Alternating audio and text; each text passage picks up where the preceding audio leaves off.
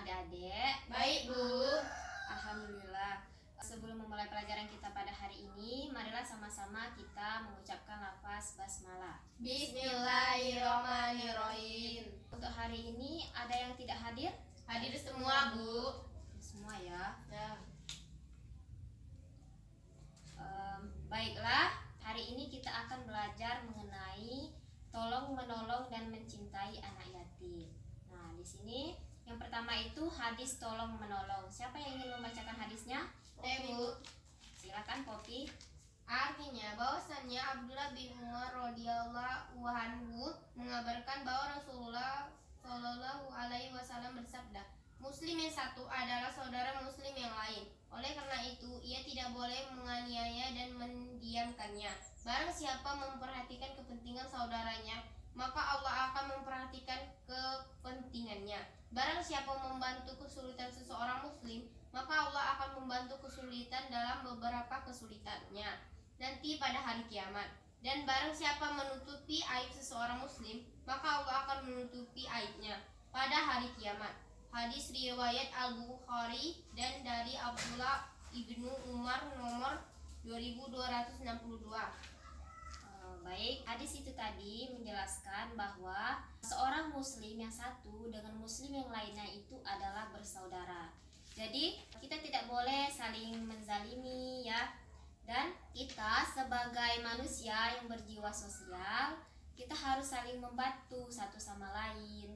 Dan kita pun pasti membutuhkan bantuan orang lain. Kita tidak bisa melakukan apa-apa itu sendiri ya. Apa contoh itu? Tolong menolong. Gentong royong. Nah, terus Menolong anak yatim. ya ada tuh. Ada lagi? Tidak, Bu. Ya. Nah, itu tadi ya. Ada yang ditanyakan? Tidak, Bu. Tidak. Selanjutnya yaitu hadis tentang mencintai anak yatim. Nah, di sini ada yang tahu siapa anak yatim itu? Orang yang tidak mempunyai kedua orang tuanya, Bu. Ya, Atau orang betul. tuanya sudah meninggal. Ya. Anak yatim itu ialah anak-anak yang belum balik, yang tinggal mati oleh kedua orang tuanya atau salah satunya. Nah, siapa yang ingin membacakan hadisnya? Saya, Bu. Ya, silakan Putri. Aku dan orang-orang yang memelihara anak yatim di surga seperti ini. Beliau menunjukkan telunjuk dan jari tengah serta beliau meregangkan antara keduanya. Hadis riwayat Al-Bukhari dan Syi'at nomor 4892.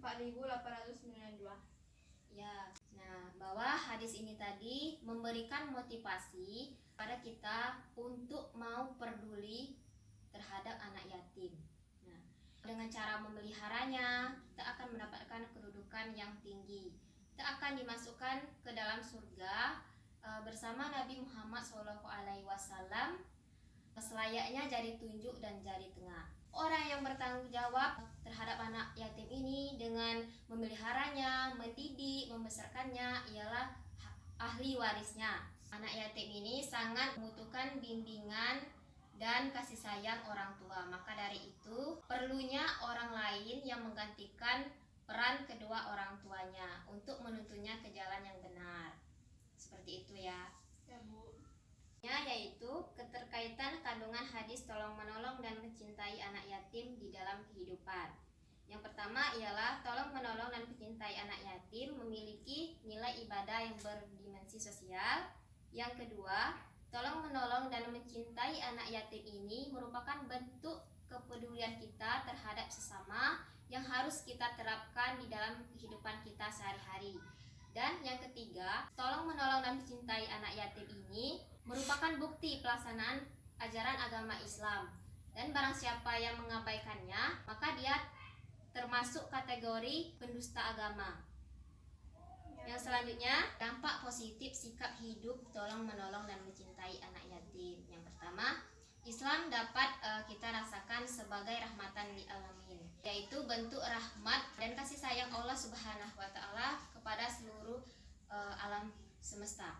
Yang kedua yaitu memperkuat tali persaudaraan antara muslim yang satu dan muslim yang lainnya. Dan yang ketiga, kemiskinan, kesulitan yang kita alami dan kesengsaraan itu dapat dihilangkan. Yang selanjutnya, penerapan sikap tolong menolong dan mencintai anak yatim dalam kehidupan sehari-hari. Yang pertama yaitu ikut andil dalam menyelesaikan masalah, misalnya mendirikan rumah dan memberikan orang yang sedang kesusahan. Dan yang kedua itu berusaha meringankan beban sesama manusia, misalnya menjenguk orang yang sedang sakit ya.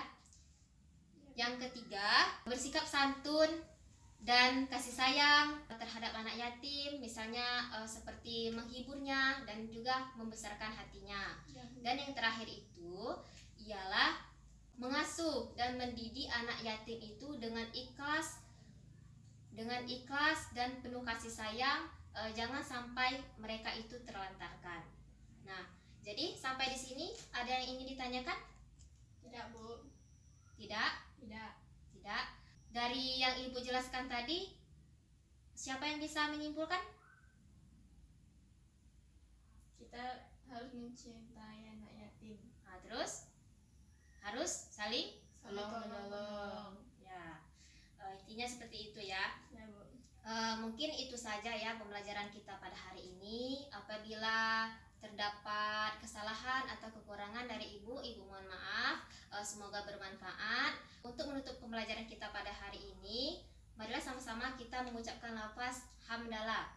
Alhamdulillahirabbil alamin. Baik, Ibu akhiri. Wassalamualaikum warahmatullahi wabarakatuh. Waalaikumsalam warahmatullahi wabarakatuh.